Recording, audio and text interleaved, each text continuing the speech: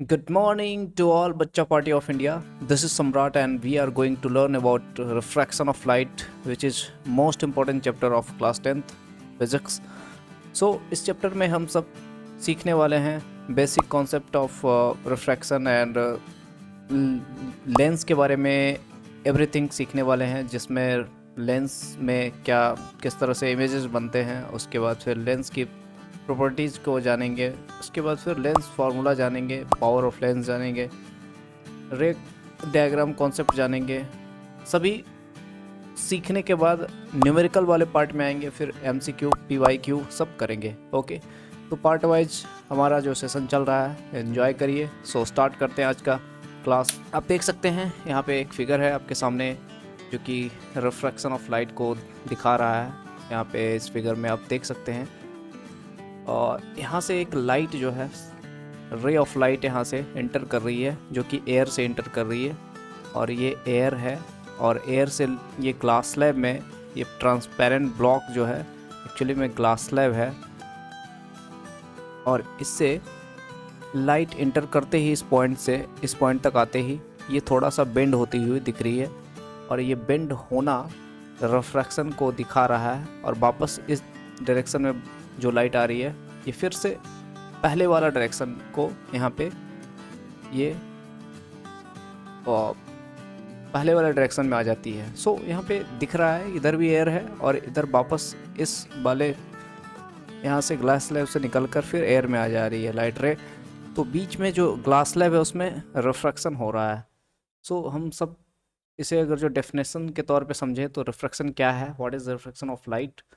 तो यहाँ पे हम कह सकते हैं the change in direction of light when it travel from one medium to another medium, this phenomena is called refraction of light. Refraction of light actually में क्या है? कॉज ऑफ रिफ्रैक्शन को आप समझते हैं। कॉज ऑफ रिफ्रैक्शन किन वजहों से होता है रिफ्रैक्शन?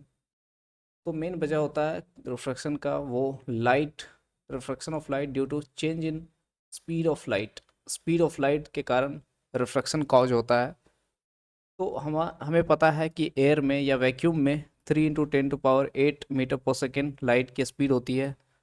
ये कमाल की स्पीड, और इसे किलोमीटर में भी हमें याद रखना है, 3 लाख किलोमीटर पर सेकेंड। और यही स्पीड हमें देखने के लिए मिलता है, जो इसमें चेंजेस देखने के लिए मिलता है जब एयर से वाटर में ये लाइट आती है, एंटर करती है। तो इस पॉइंट से ये लाइट की स्पीड थोड़ी स्लो हो जाती है वाटर में।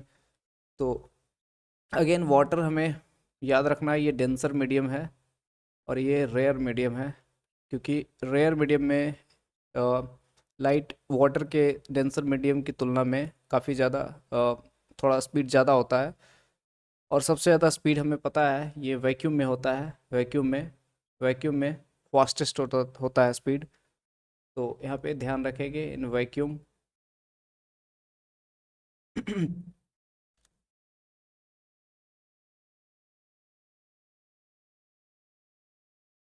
और लाइट ट्रेवल्स फास्टेस्ट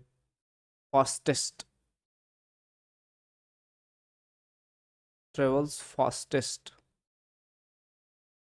ओके, सबसे ज़्यादा यहाँ पे ये क्वेश्चन पूछा भी जाता है MCQ वगैरह में, तो इस बात का ध्यान रखेंगे। नेक्स्ट कॉन्सेप्ट है हमारा refraction through rare medium to denser medium. देखो यहाँ पे रेयर मीडियम से डेंसर मीडियम में जाती है लाइट, इंटर करती है, तो ये bends towards the normal, light ray towards the normal हमें बेंड होता हुआ दिख रहा है। तो अभी हम रे डायग्राम से समझेंगे। जैसे ग्लास स्लैब है, और इस ग्लास स्लैब में रे डायग्राम हम देखना है। लाइट इंटर करने के बाद यहाँ पे देखो नॉर्मल मैंने पहले ही ड्रॉ कर लिया था, और इस नॉर्मल से एंगल आई, यानी इंसिडेंट रे, ये हो गया इंसिडेंट रे, और ये रिफ्रैक्टेड रे है। ये क्या है? रिफ्रैक्टेड रे।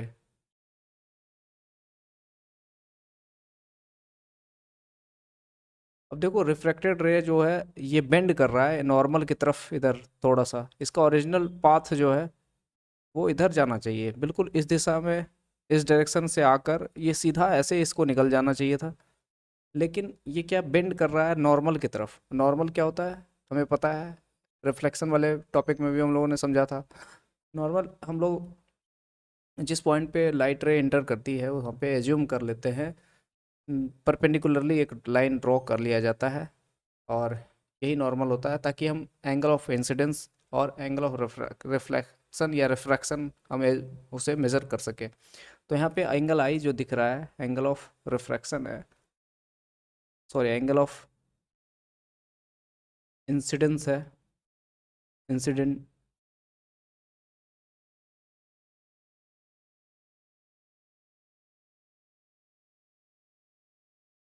एंगल आर क्या है? Angle of refraction. और दोनों में यहाँ पे कनेक्शन क्या दिख रहा है? एंगल आई जो है बड़ा है, ग्रेटर देन एंगल आर, ये भी ध्यान रखना है। एंगल आई जो है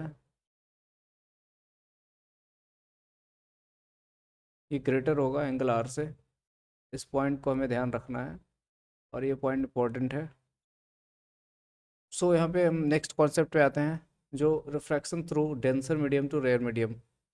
डेंसर मीडियम से रेयर मीडियम में कैसे एंटर करती है लाइट, यहाँ पे देखते हैं। देखो लाइट रे एंटर करती है तो denser medium to rare medium it bends away from normal, इस बार दूर जाती है। देखो लाइट रे एंटर कर रही है इस एयर से, यानी रेयर मीडियम से डेंसर मीडियम में, ग्लास में एंटर कर रही है, ग्लास स्लैब में। एक्चुअली में ये ग्लास स्लैब है।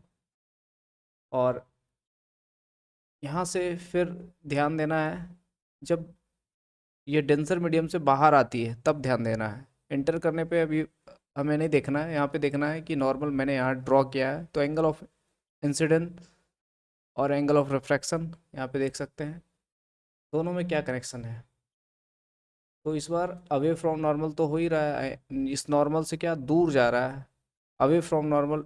ये लाइट रे क्या हो रहा है, जो रिफ्रैक्टेड रे है ये अवे फ्रॉम नॉर्मल जा रही है। तो यहाँ पे एंगल आर बड़ा हो रहा है, एंगल आई छोटा पड़ रहा है। तो एंगल आई छोटा पड़ रहा है लेकिन बड़ा कौन हो रहा है, एंगल आर। तो इस पॉइंट का ध्यान रखेंगे। और ये away from normal, away from normal bend हो रहा है, या फिर इसे कह सकते हैं बेंड्स, या फिर हाँ बेंड कर रहा है रिफ्रैक्टेड रे, इस बात का ध्यान रखेंगे। ओके, नेक्स्ट कॉन्सेप्ट है refraction through rare to denser medium. अब यहाँ पे रेयर टू डेंसर मीडियम के साथ साथ डेंसर टू रेयर मीडियम भी देखना है, यानी दोनों एक साथ देखना है। तो देखो जस्ट एक बार रिकॉल भी हो जाएगा। एयर, अभी रेयर मीडियम जो कि एयर है, एयर से यहाँ रेयर रेयर मीडियम जो कि है यहाँ से एंटर कर रही है ग्लास स्लैब में, जो कि डेंसर मीडियम है। एंटर करते ही आई आर, आई से छोटा हो जाता आर। बट यहाँ इस पॉइंट पे क्या होता है, अब इस पॉइंट यहाँ से अगर जो लाइट वापस एयर में जाती है, यानी डेंसर टू एयर जाती है, denser to rare medium, air है रेयर मीडियम, तो क्या हो रहा है कि अवे फ्रॉम नॉर्मल जा रहा है। तो यहाँ पे दोनों ही बात एक साथ याद रखना है। इस तरह से हमें rare to denser, rare to denser याद रखना है। दो बात, पहला बात ये एंगल आई बड़ा होगा, एंगल आर छोटा होगा। दूसरा, इसमें towards normal refracted ray bends toward normal. Okay, refracted ray bends toward normal,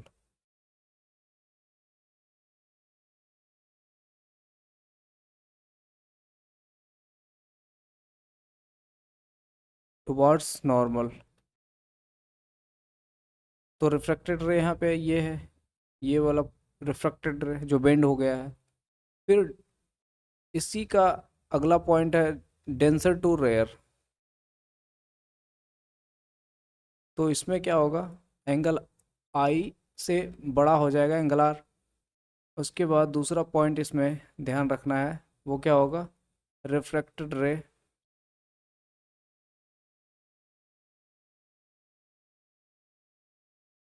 refracted रे अवे फ्रॉम नॉर्मल।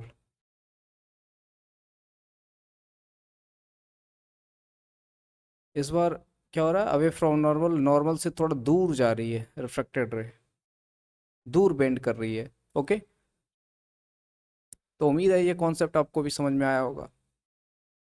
तो नेक्स्ट कॉन्सेप्ट पे चलते हैं। व्हेन रे ऑफ लाइट फॉलिंग परपेंडिकुलरली, अब परपेंडिकुलरली फॉल करता है ये ग्लास स्लैब पे, तो कैसे लाइट इंटर करता है, कैसे किस प्रकार से इसका रिफ्रैक्शन होता है या नहीं, ये देखना है।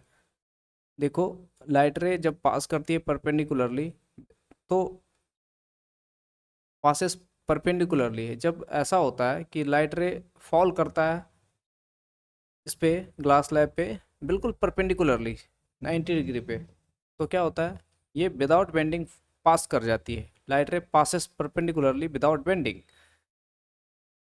तो ऐसा होता है, तो ये सीधी रेखा में इस तरह से पास कर जाएगी। देखो, नॉर्मल पे ही लाइन कर जाएगी। तो एंगल आई और आर कितना होगा यहाँ पे, आप लोग सोच सकते हैं एंगल आई और आर कितना कितना होने वाला है। तो हमें पता है दोस्तों, एंगल आई और एंगल आर हम नॉर्मल से ड्रॉ करते थे, तो ये एंगल आई जीरो और एंगल आर जीरो, क्योंकि नॉर्मल तो अलाइन कर गया ना इसी पे। लाइट रे इस बार परपेंडिकुलरली आ रही है, नॉर्मल भी परपेंडिकुलरली हम लोग ड्रॉ करते थे। तो यहाँ एंगल आई और आर दोनों ही जब जीरो हो जाए, तो लाइट रे क्या होगी, पास करेगी परपेंडिकुलरली। सो ये कंडीशन काफ़ी इंपॉर्टेंट है, ये कई बार एमसीक्यू में पूछा गया है सीबीएसई बोर्ड में, ये काफ़ी ध्यान रखने वाली बात है। ध्यान रखना है और आगे बढ़ना है। Some effects of refraction of light, इसे ध्यान रखना है। अब देखो, ये हम लोग कई बार हम लोगों ने ऐसा किया होगा, नहीं तो कर सकते हैं। एक प्लेन ग्लास कांच का लीजिए, उसमें वाटर रखिए, उसमें पेंसिल डालिए। ये पेंसिल मुड़ी हुई प्रतीत होगी, मुड़ी हुई दिखेगी। सीधी पेंसिल थोड़ी टेढ़ी बेंड हुई दिखेगी। तो ऐसा रिफ्रैक्शन ऑफ लाइट के कारण होता है। इसका कई अन्य सारे प्रयोग भी होते हैं। सिक्का वाला भी आप प्रयोग कर सकते हैं किसी स्थिर, इस तरह के ग्लास में आप अगर जो सिक्के को रखेंगे तो थोड़ा सा ऊपर दिखेगा। तो ये सब क्वेश्चन आपको ध्यान रखना है, क्वेश्चन एमसीक्यू में भी ये सब हम लोग रिपीट करेंगे। आगे बढ़ते हैं लॉ ऑफ रिफ्रैक्शन को सम...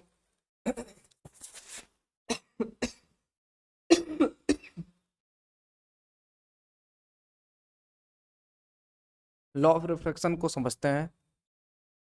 तो लॉ ऑफ रिफ्रैक्शन का पहला लॉ ऑफ रिफ्रैक्शन है,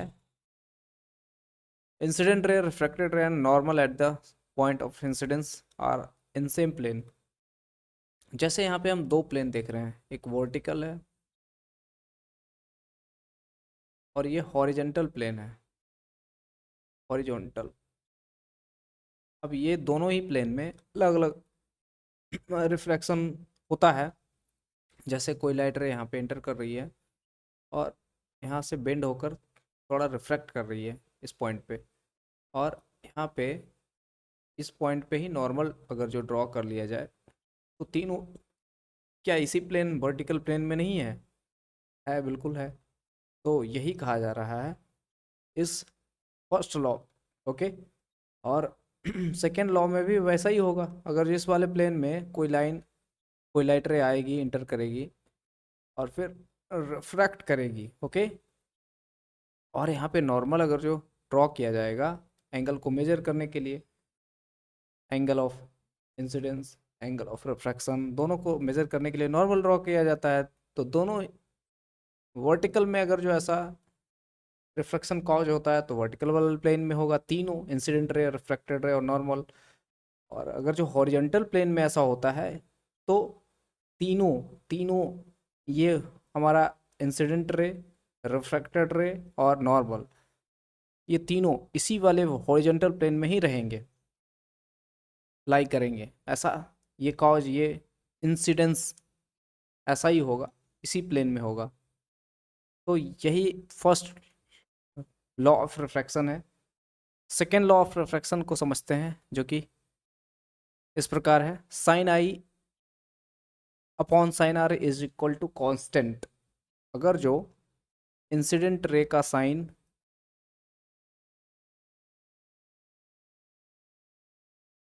इंसिडेंट रे का साइन और रिफ्रैक्टेड रे का sine sine i upon sine r एक कांस्टेंट वैल्यू आता है। तो इसे ही हम सेकेंड रूल कहेंगे, सेकेंड लॉ कहेंगे रिफ्रैक्शन का। तो आगे इसे स्नेल्स लॉ भी कहा जाता है, क्योंकि स्नेल्स नाम के साइंटिस्ट ने इसे अ, इस रूल को दिया था, बनाया था। रिफ्रैक्टिव इंडेक्स को अब समझते हैं। देखो, रिफ्रैक्टिव इंडेक्स और स्नेल्स लॉ में कोई ज़्यादा डिफरेंस नहीं है। देखो, व्हाट इज रिफ्रैक्टिव इंडेक्स। तो रिफ्रैक्टिव इंडेक्स क्या होता है, जैसे दो मीडियम में हमें लाइट रे को एंटर करते हुए देखना है। फर्स्ट लाइट रे इस तरह से ऑब्लिक्यूली यहाँ पे एंटर करती है, तो ये पॉइंट ऑफ इंसिडेंट ओ है। यहाँ से लाइट रे इस तरह से रिफ्रैक्ट करती है, और नॉर्मल यहाँ पे हम ड्रॉ करते हैं एंगल आर और एंगल आई को मेज़र करने के लिए। ओके, तो यहाँ पे मीडियम फर्स्ट एयर है, और लेट्स सपोज ये वाटर है। वाटर, ये वाटर में एंटर कर रही है। तो ऐसा ऐसा होता है कि ये फर्स्ट वाले में एयर में लाइट की स्पीड थोड़ी ज़्यादा होती है। इसमें स्पीड क्या होती है, ज़्यादा, मोर स्पीड। मोर स्पीड, इसमें लेस स्पीड होती है, लेस स्पीड। तो हमें एक बात ध्यान रखना है, ये मोर स्पीड लेस स्पीड का कॉन्सेप्ट हमें ध्यान रखना है। ये रेयर मीडियम है, ओके, और ये डेंसर मीडियम है। वाटर क्या है, डेंसर मीडियम। तो जहाँ डेंसर मीडियम होगा तो स्पीड क्या होगा वाटर का, रे ऑफ लाइट का या लाइट का स्पीड क्या होगा, स्लो हो जाएगा, speed slow. More speed rare medium में होगा हमेशा।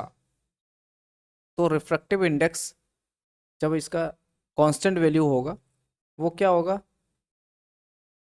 तो इसका वैल्यू वही साइन आई और साइन आर दोनों का रेशियो होगा। ओके, तो इस तरह से हम कह सकते हैं the light travels from one medium to another medium. Okay, light travels from one medium to another medium. Its speed changes. The measure of its change, the measure of this change is called refractive index. मतलब जितना change होता है वही refractive index, और इसे n से denote करते हैं।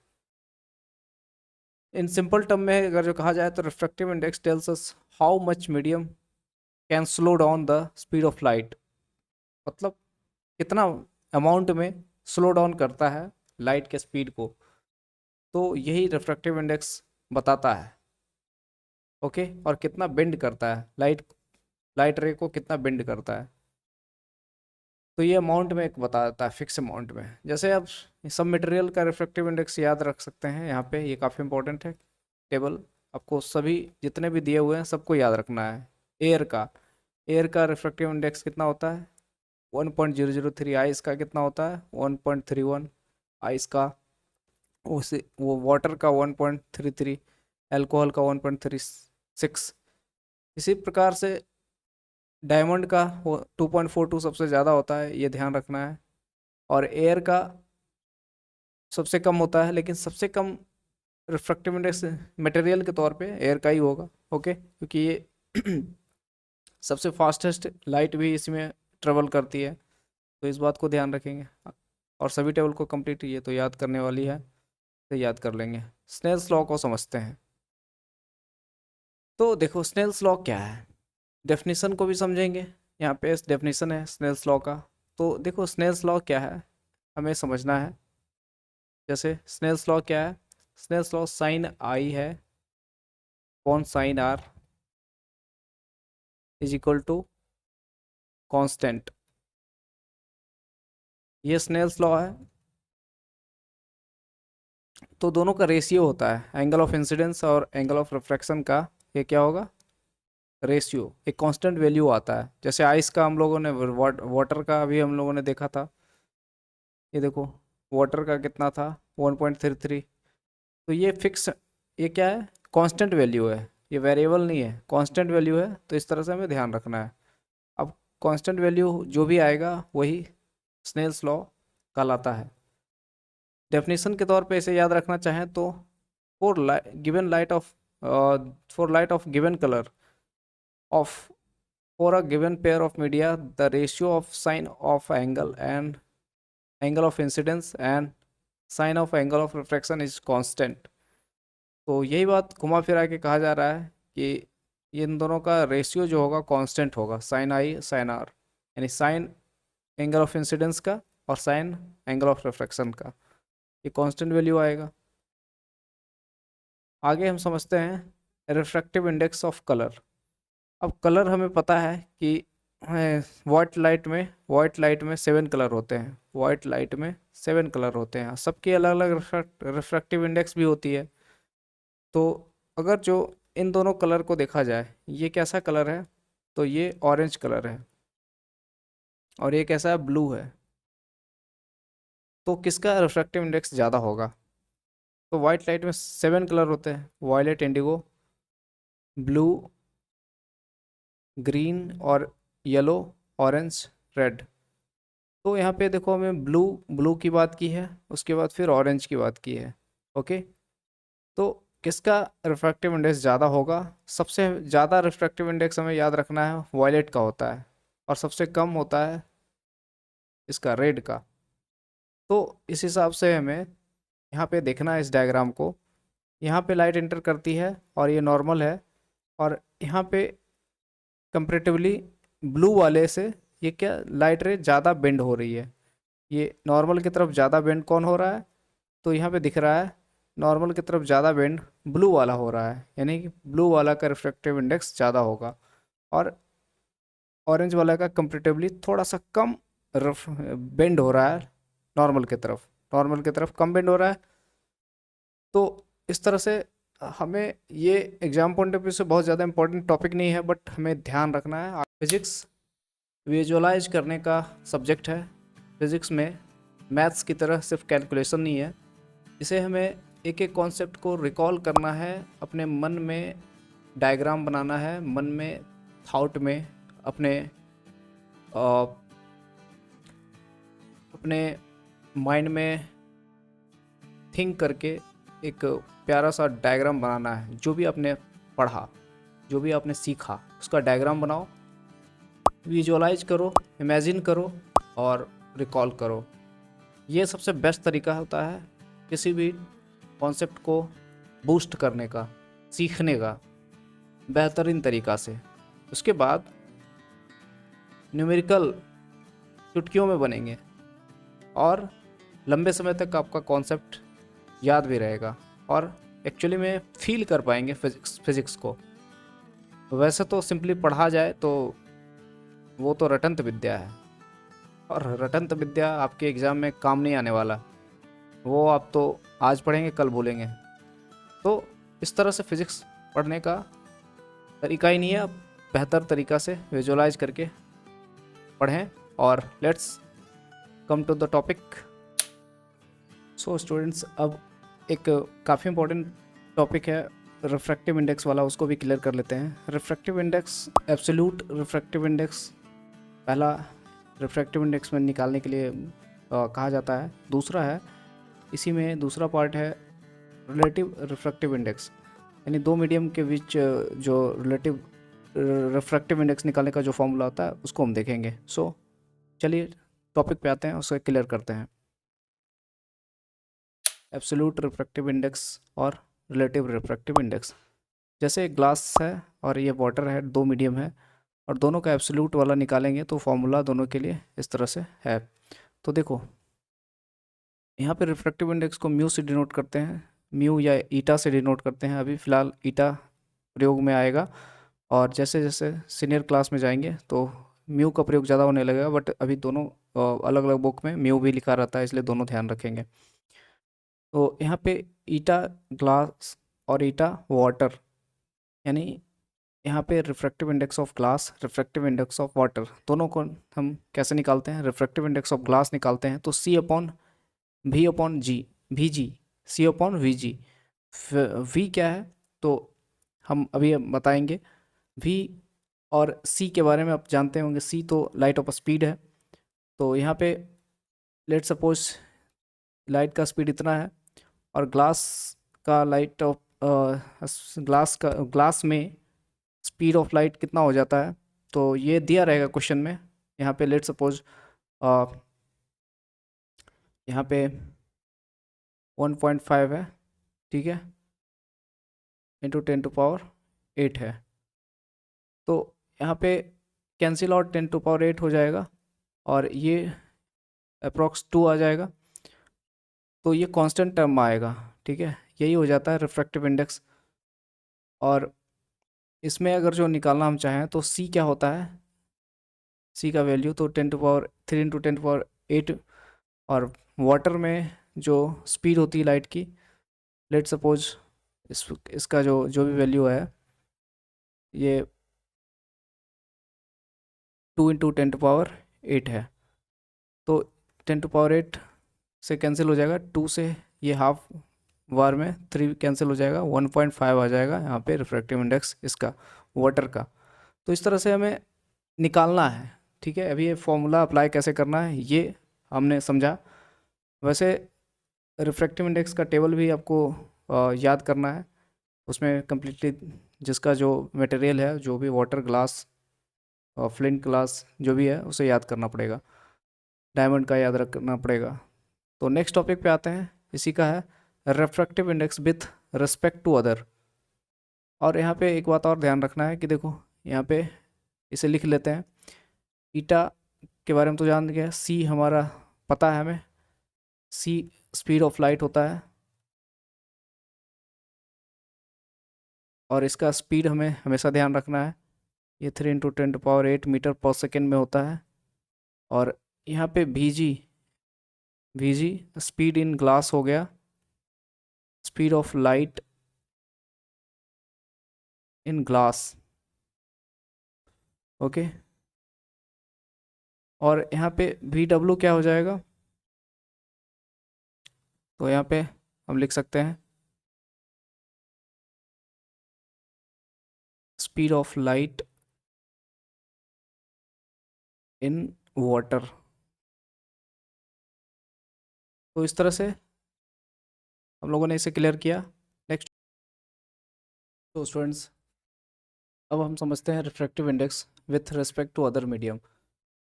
हमने एब्सोल्यूट वाला क्लियर कर लिया, अब रिफ्रैक्टिव इंडेक्स दूसरे मीडियम के रिस्पेक्ट में कैसे निकाला जाता है उसे समझते हैं। तो यहाँ पे मीडियम 1 मीडियम 2 दिख रहा है आपको लोगों को। मीडियम 1 और मीडियम 2 यहाँ पे दो फिगर है, दोनों ही फिगर में मीडियम 1 और मीडियम 2 के तौर पे हम कुछ भी ले सकते हैं, जैसे air to glass, air to water, हम 1 2 से डिनोट करते हैं। तो यहाँ पे अगर जो रिफ्रैक्टिव इंडेक्स निकालना है इस तरह से अदर मीडियम के रिस्पेक्ट में, तो यहाँ पे फॉर्मूला क्या बन जाएगा, यहाँ पे बन जाएगा ईटा 1 2। इधर यदि ईटा 1 2 निकालना है तो ये हो जाएगा क्या, ईटा 1 अपॉन ईटा 2। ये इसके रिस्पेक्ट में निकाल रहे हैं, मीडियम 2 के रिस्पेक्ट में। अगर जो मीडियम 2 के रिस्पेक्ट में निकाल रहे हैं तो ईटा 1 यानी refractive index of medium 1 with respect to refractive index of medium 2, यानी दूसरे वाले मीडियम के रिस्पेक्ट में निकाल रहे हैं। और यहाँ पे हम जस्ट इसका 2 1 नहीं अपोजिट निकाल रहे हैं, मीडियम 2 के रिस्पेक्ट में मीडियम 1 का निकाल रहे हैं। तो मीडियम 1 का निकाल रहे हैं तो मीडियम 1 का पहले रहेगा ऊपर में, यानी कि रिफ्रैक्टिव इंडेक्स ऑफ मीडियम 1 फिर रिफ्रैक्टिव इंडेक्स ऑफ मीडियम 2। अब ये दोनों में ये क्या होता है, इन्वर्सली प्रोपोर्शनल होता है। एब्सोल्यूट वाला में हम लोग देखे थे, देखो यहाँ पे समझते हैं। एब्सोल्यूट वाला में ग्लास और ये इस तरह से था, तो देखो यहाँ पे ग्लास, ये जो रिफ्रैक्टिव इंडेक्स है, ये वी जी क्या है, velocity of sorry speed of light in glass, और यहाँ पे VW क्या है, speed of light in water. तो स्पीड ऑफ लाइट का रेसिप्रोकल यहाँ पे दिख रहा है, ओके। तो इसी को हम यहाँ पे लिखते हैं, ओके। तो अगर जो हम रिफ्रैक्टिव इंडेक्स निकालते हैं तो ये जनरल फॉर्मूला है C/V। तो इससे हम यहाँ पे कंक्लूजन निकाल सकते हैं कि रिफ्रैक्टिव इंडेक्स जो होता है इन्वर्सली प्रोपोर्शनल होता है v के, स्पीड ऑफ लाइट के, इन दैट पर्टिकुलर मीडियम, किसी भी मीडियम की बात कर रहा हो, जिस मीडियम का, ग्लास का बात करेगा तो वी जी, वाटर का बात करेगा तो वी डब्ल्यू, तो उस तरह से आएगा। तो ये क्वेश्चन में अप्लाई होगा, ये काफ़ी इंपॉर्टेंट है। ये जनरल फॉर्मूला भी आपको याद रखना है, अभी हम लोगों ने थोड़ी देर में एब्सोल्यूट वाला समझा था। तो यहाँ पे रिलेटिव वाला है, ये refractive index with respect to other medium, तो इस तरह से हम निकाल सकते हैं। ओके, तो दोनों ही इम्पॉर्टेंट है। ठीक है, फर्स्ट वाला ये है फॉर्मूला, और यहाँ पे पहले इसका रिलेटिव वाला भी निकाल लेते हैं। तो देखो, अगर जो इसका स्पीड ऑफ लाइट से इसका रिलेशन बनाया जाए तो ये इन्वर्सली प्रोपोर्शनल होता है। तो इसका हो जाएगा v2/v1, यानी कि ईटा वन, यानी रिफ्रैक्टिव इंडेक्स ऑफ वन के सामने क्या हो जाएगा, रिफ्रैक्टिव इंडेक्स ऑफ, ये रेसिप्रोकल में कौन सा आ जाएगा, v1 आ जाएगा, और मीडियम टू का रिफ्रैक्टिव इंडेक्स के रेसिप्रोकल हो जाएगा v2। तो इस तरह से एक फॉर्मूला बन जाता है, और इस फॉर्मूला का हमें याद रखना है। तो इस वाले में क्या होगा, तो देखो ये v2/v1 हो जाएगा, जस्ट उल्टा। यहाँ पे ईटा वन है तो ये v2 हो जाएगा, ईटा टू है तो v1 हो जाएगा, जस्ट उल्टा, रेसिप्रोकल होता है एक दूसरे का। तो इस तरह से हमें ध्यान रखना है। ओके,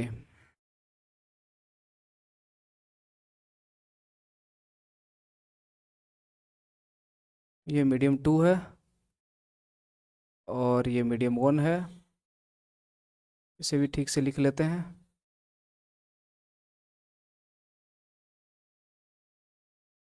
ठीक है, अब आगे बढ़ते हैं। ये नॉर्मल था, नॉर्मल इस तरह से ड्रॉ किया गया था जहाँ से, तो अभी हमको बस रिफ्रैक्टिव इंडेक्स समझना था। अब देखो, refractive relation between refractive index and speed of light, अब इसे अच्छे से एक साथ फिर से समझते हैं। जैसे रिफ्रैक्टिव इंडेक्स हमें निकालना है दो मीडियम का, पहला मीडियम ये एयर ले लेते हैं, दूसरा मीडियम वाटर ले लेते हैं। और यहाँ पे हमें पता है कि दोनों मीडियम में स्पीड ऑफ लाइट अलग अलग होगा। यहाँ पे speed of light V A से डिनोट कर सकते हैं, speed of light V W से डिनोट कर सकते हैं। और इन दोनों मीडियम में के लिए हम अगर जो अ, निकालना चाहें रिफ्रैक्टिव इंडेक्स, तो मीडियम वन के लिए यानी कि एयर के लिए वी ईटा ए और eta W, eta A with respect to eta W, तो इसे ऐसे नहीं लिखेंगे, सॉरी यहाँ पे मिस्टेक लिखने में हो गया। देखो यहाँ पे कैसे लिखेंगे, eta A with respect to W, यानी कि eta air with respect to water, इस तरह से भी लिख सकते हैं। और इसे निकालने का जनरल फॉर्मूला क्या हो जाएगा, तो ईटा ए अपॉन ईटा डब्लू। और वेलोसिटी इसका लिखना चाहे, सॉरी स्पीड ऑफ लाइट, तो इसका हो जाएगा velocity of water with respect to velocity, sorry speed of light of air.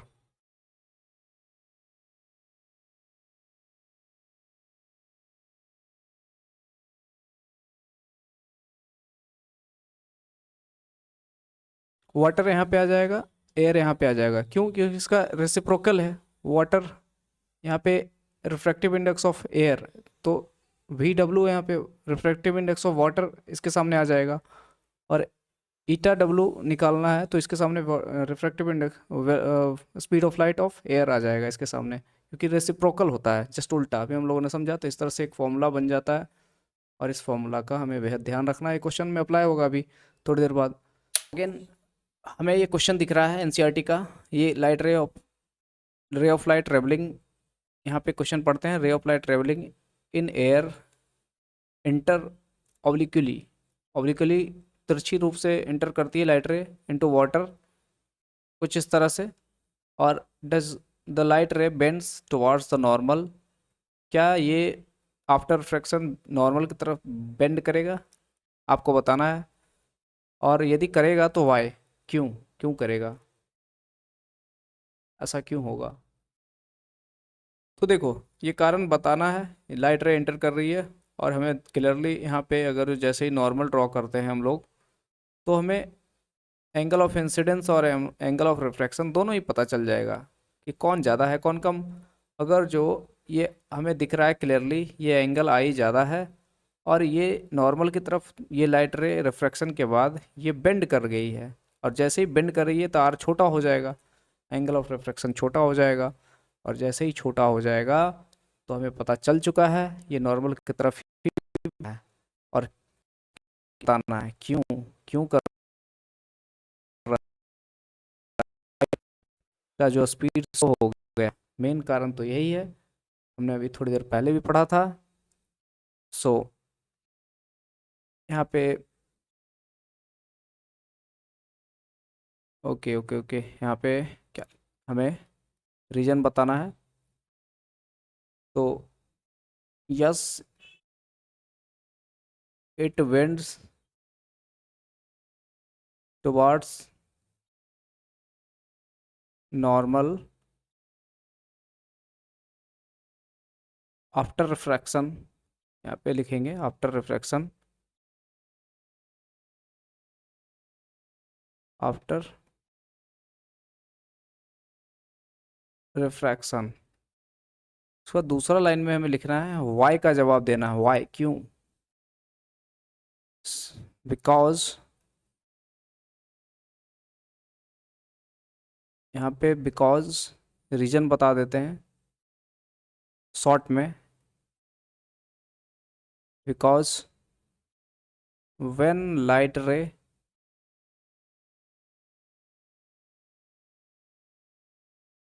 enters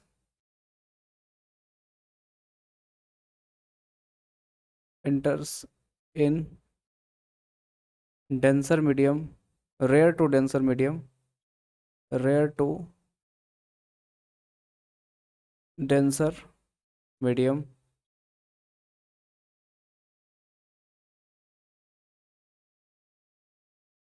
then speed of light ray, speed of light ray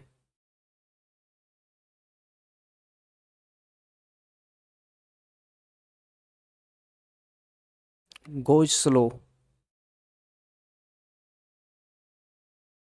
okay, slow हो जाती है, बिकम स्लो भी कह सकते हैं, बिकम स्लो,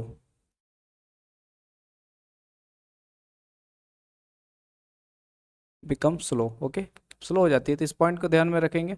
नेक्स्ट क्वेश्चन है इस प्रकार, जो 2025 में सीबीएसई बोर्ड में पूछा गया है। क्वेश्चन पढ़ते हैं। The absolute refractive index of water and glass are 4:3 and 3:2 respectively if speed of light is 2 into 10 to power 8 meter per second, then speed of light in water is speed of light in water पूछा गया है।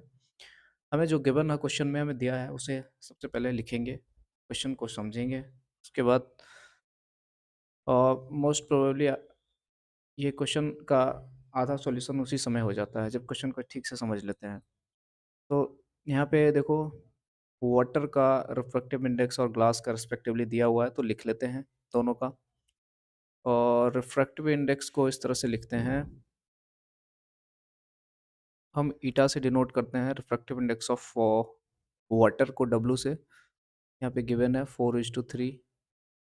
Refractive index अब दिया हुआ है water का और glass का 3:2। उसके बाद हमसे पूछा गया है क्या, स्पीड ऑफ लाइट भी दिया हुआ है, speed of light in glass दिया हुआ है, तो वीजी दिया हुआ है 2 into 10 to power 8 मीटर पर सेकेंड। वी डब्लू निकालना है हमें, ठीक है, speed of light in water, speed of light in water, तो वी डब्लू में निकालना है। वी हमें पता है, वी होता है speed of light in particular medium, किसी मीडियम की बात कर रहा है, उस मीडियम की हमें जल्दी से निकाल लेना है। तो देखो, सबसे पहले मैं सी एब्सोल्यूट रिफ्रैक्टिव इंडेक्स वाल के कॉन्सेप्ट पे ये क्वेश्चन है। अभी हम थोड़ी देर पहले हम लोगों ने एब्सोल्यूट रिफ्रैक्टिव इंडेक्स निकालना सीखा था। तो देखो यहाँ पे वाटर दिया हुआ है, वाटर का रिफ्रैक्टिव इंडेक्स दिया हुआ है, वाटर का वाटर में स्पीड ऑफ लाइट दिया हुआ है, लेकिन हमें स्पीड ऑफ लाइट नहीं दिया हुआ है इसमें गिवन। वैसे तो याद रहना चाहिए, बट यहाँ से निकाल भी सकते हैं एब्सोल्यूट रिफ्रैक्टिव इंडेक्स वाले फॉर्मूला से। तो यहाँ पे लिखते हैं absolute refractive index of water, और इसका क्या हो जाएगा फॉर्मूला, तो सी ओपन वी हो जाएगा। तो सी किसका, स्पीड ऑफ लाइट, ये तो स्पीड ऑफ लाइट होता है इन वैक्यूम, इसे तो हम लोग जानते हैं। और वी क्या होगा, वो वी होगा वाटर का। तो वाटर यहाँ पे नहीं पता है ना, वाटर वी डब्ल्यू तो निकालना है, तो यहाँ ऐसा करते हैं स्पीड ऑफ लाइट ग्लास का निकाल लेते हैं, वहाँ से सी निकल जाएगा, सी अपन भी। और हमें देखो ग्लास का velocity, sorry, speed of light in glass हमें दिया हुआ है, ये गिवन है, ठीक है यहाँ से। तो यहाँ पे ये पुट कर देंगे।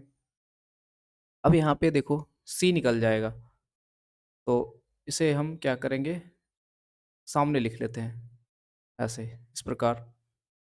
देखो, तो इसे इरेज कर लेते हैं।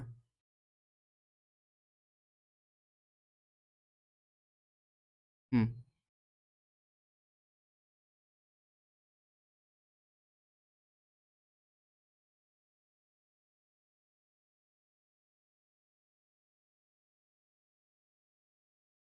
तो यहाँ पे speed of light, refractive index of glass हमें पता है, तो ये लिख लेते हैं 3:2। हमें पता है रिफ्रैक्टिव इंडेक्स ऑफ ग्लास यहाँ पे दिया हुआ है, तो यहाँ पे पुट कर लेते हैं।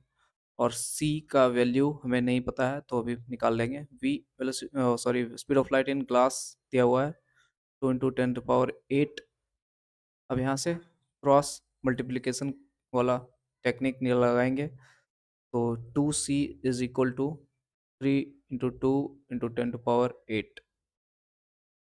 अब यहाँ पे देखो क्या करेंगे, इस 2 से 2 कैंसिल कर लेंगे, तो यहाँ पे क्या आ जाएगा, यहाँ पे आ जाएगा हमारा C = 3 × 10⁸ मीटर पर सेकेंड स्पीड ऑफ लाइट आ जाएगा। अब स्पीड ऑफ लाइट हमें पता चल चुका है, तो हमें रिफ्रैक्टिव इंडेक्स ऑफ वाटर वाला फॉर्मूला लगा देंगे, absolute refractive index of water. तो ये C upon absolute refractive in water, C upon speed of light in water, तो V W, C upon V W हो जाएगा। अब यहाँ पे देखो सी हमें पता चल चुका है, तो 3 × 10⁸ और वी डब्ल्यू नहीं पता है, V W as it is रहने देंगे। तो नेक्स्ट स्टेप में क्या करेंगे, ये पता है इसको, रिफ्रैक्टिव इंडेक्स ऑफ वाटर यहाँ पे पुट कर देंगे 4:3, और ये 3 × 10⁸ अपॉन वी डब्ल्यू। अब यहाँ पे नेक्स्ट स्टेप में क्या करेंगे, देखो, तो 3 यहाँ पे क्रॉस मल्टीप्लिकेशन करते हैं, तो 4 VW यहाँ पे हो जाएगा, 4 VW = 9 × 10⁸। तो नेक्स्ट स्टेप में वी डब्ल्यू यानी velocity, sorry, speed of light in water मैं वेलोसिटी बोल देता हूँ वी को, जस्ट सिली मिस्टेक। सो यहाँ पे 9 × 10⁸/8 और जैसे ही इसे हम अगर जो सॉल्व करते हैं, तो यहाँ पे क्या आने वाला है, speed of light in water, ये 2 टाइम्स यहाँ पे कैंसिल हो जाएगा, तो 2 टाइम्स नहीं होगा, 4 × 2 = 8 पॉइंट, यहाँ पे 4 × 2 = 8, फिर 5, तो 2.25 × 10⁸ मीटर पर सेकेंड ये आने वाला है फाइनल आंसर। तो यही हमसे पूछा गया था, ये हमारा फाइनल आंसर है। नेक्स्ट क्वेश्चन की ओर चलते हैं, उम्मीद है क्वेश्चन ये समझ में आ गया होगा आप लोगों को, और मैंने काफ़ी इजी वे में बताने की कोशिश किया है। अब एक और क्वेश्चन है जो 2025 में ही पूछा गया है, ये थर्ड क्वेश्चन है, इसे भी समझते हैं। तो इसका सॉल्यूशन कैसे करेंगे, absolute refractive index of two media x and y दिया हुआ आर 6:5 एंड 4:3 रिस्पेक्टिवली। यहाँ पे फिर आगे पूछा जा रहा है then the refractive index of y with respect to x will be. अब हम लोगों ने थोड़ी देर पहले सीखा था refractive index with respect to other medium. तो यही कनेक्शन, यही फॉर्मूला हमें रिलेशन वाला लगा देना है रिफ्रैक्टिव इंडेक्स का। रिलेटिव रिफ्रैक्टिव इंडेक्स जिसे कहते हैं रिलेटिव रिफ्रैक्टिव इंडेक्स। तो यहाँ पे जो दिया हुआ है उससे सबसे पहले लिख लेते हैं। गिवन है refractive index of x is equal to 6:5, 6:5। Refractive index to y is equal to 4:3 दिया हुआ है।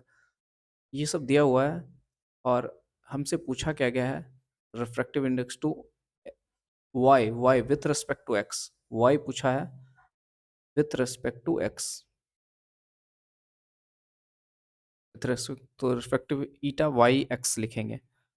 व्हाट, तो इसका डायरेक्ट फॉर्मूला होता है, हम लोगों ने सीखा है, eta y x is equal to eta y upon eta x. क्योंकि जिसके रिस्पेक्ट में पूछा जाए वो डिनोमिनेटर में होता है। हमने अभी बताया था विथ रिस्पेक्ट टू एक्स बोला है तो ये डिनोमिनेटर में आ जाएगा। ओके, ईटा एक्स डिनोमिनेटर में आ जाएगा, न्यूमरेटर में वाई रहेगा। यहाँ पे जिसका पूछा है वो ऊपर रहेगा। किसका पूछा है refractive index, refractive index of y, y तो ईटा वाई ऊपर में लिखा गया है और ईटा एक्स नीचे लिखा गया है। विथ रिस्पेक्ट टू एक्स, तो विथ रिस्पेक्ट टू एक्स को नीचे लिखा गया है। अब इसे सॉल्व करते हैं। यहाँ पे ईटा वाई एक्स निकालने के लिए ईटा वाई हमें पता है कितना है। ईटा वाई दिया हुआ 4:3 पॉन ईटा एक्स पता है 6:5। अब इसे सॉल्व करते हैं तो देखो ये डिवीजन ऑफ रिफ्रैक्शन है तो इसे मल्टीप्लिकेशन ऑफ रिफ्रैक्शन में कन्वर्ट कर लेते हैं, यानी एक रेशियो उल्टा हो जाएगा, जस्ट उल्टा। अब इसे सॉल्व करना तो बेहद ईजी है, तो सॉल्व कर लेते हैं। यहाँ पे सामने ही लिख लेते हैं। 3 से 2 टाइम्स ये कट हो जाएगा, कैंसिल आउट हो जाएगा। ये ऊपर में 8/5, तो इसका वैल्यू क्या आ जाएगा, 1 5 5 1 जा 5 3 तो 1.6, 1.6 ये कांस्टेंट वैल्यू होता है, इसमें मीटर या सेंटीमीटर नहीं लगेगा। ओके, तो इससे बस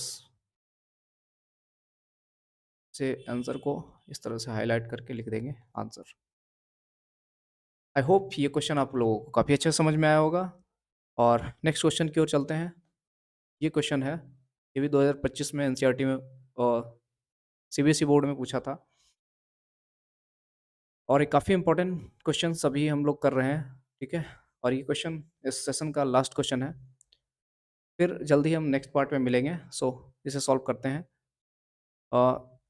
the absolute refractive index of water and glass दिया हुआ है respectively, which of the following media, which of the two media is the speed of light greater. मतलब पूछा जा रहा है कि दो रिफ्रैक्टिव इंडेक्स दिया हुआ है, पहला वाटर का, ग्लास का, और पूछा जा रहा है कि किस मीडियम में स्पीड ऑफ लाइट ज़्यादा होगा। तो यहाँ पे जो गिवन है उसे लिख लेते हैं सबसे पहले। रिफ्रैक्टिव इंडेक्स ऑफ वाटर दिया हुआ है 4:3। रिफ्रैक्टिव इंडेक्स ऑफ ग्लास दिया हुआ है 3:2। अब पूछा है कि किस मीडियम में स्पीड ऑफ लाइट ज़्यादा होगा। तो हमें यहाँ पे वी डब्ल्यू भी निकाल लेना है और वी ग्लास वी जी भी निकाल लेना है, यानी speed of light in glass भी निकाल लेना है। अब दोनों निकालने के बाद हमें पता चल जाएगा। वैसे तो निकालने की ज़रूरत नहीं है, यहाँ दूसरे तरीका से भी समझ सकते हैं। दोनों मेथड से समझ सकते हैं, इस क्वेश्चन को सॉल्व कर सकते हैं, 2 मेथड्स है। अभी हमें पता है कि रिफ्रैक्टिव इंडेक्स जिसका ज़्यादा होगा तो उसका उसमें उस मीडियम में लाइट लाइट क्या होगा, स्लो होगा, स्पीड ऑफ लाइट स्लो होगा। और जिस मीडियम का रिफ्रैक्टिव इंडेक्स कम है तो उस मीडियम में refractive index light speed of light क्या होगा, फास्ट होगा। तो इस तरह से हम लोग जानते हैं।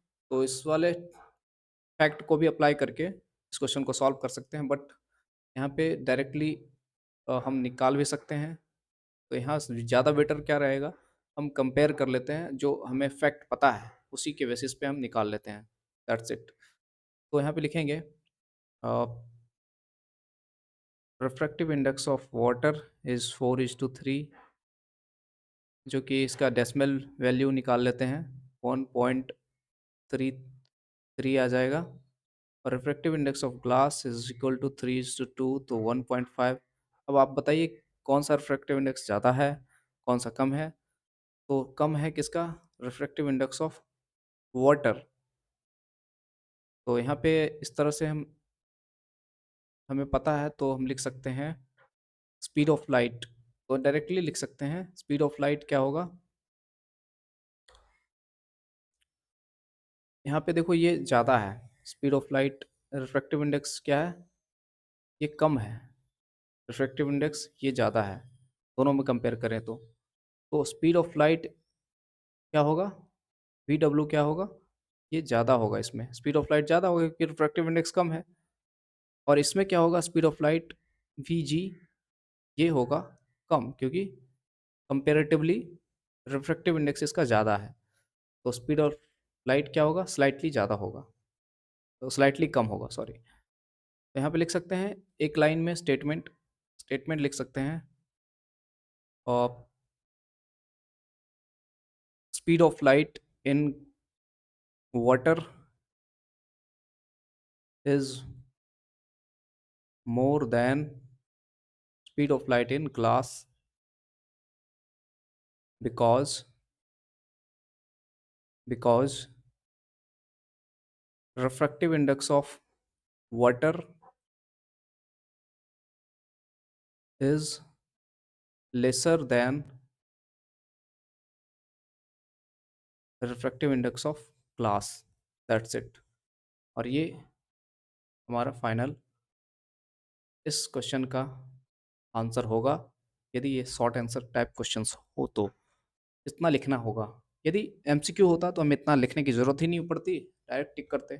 फैक्ट हमें पता है और ये हम इसे डायरेक्ट। सो आई होप आप लोगों को ये सेशन काफ़ी मज़ेदार लगा होगा और काफ़ी कुछ सीखने के लिए मिला होगा। तो आप हमारे इस इनक्रेडिबल मेहनत को, क्योंकि इसके पीछे मैंने काफ़ी क्रिएटिव वे में आप लोगों को बताने की कोशिश कर रहा था एक एक कॉन्सेप्ट।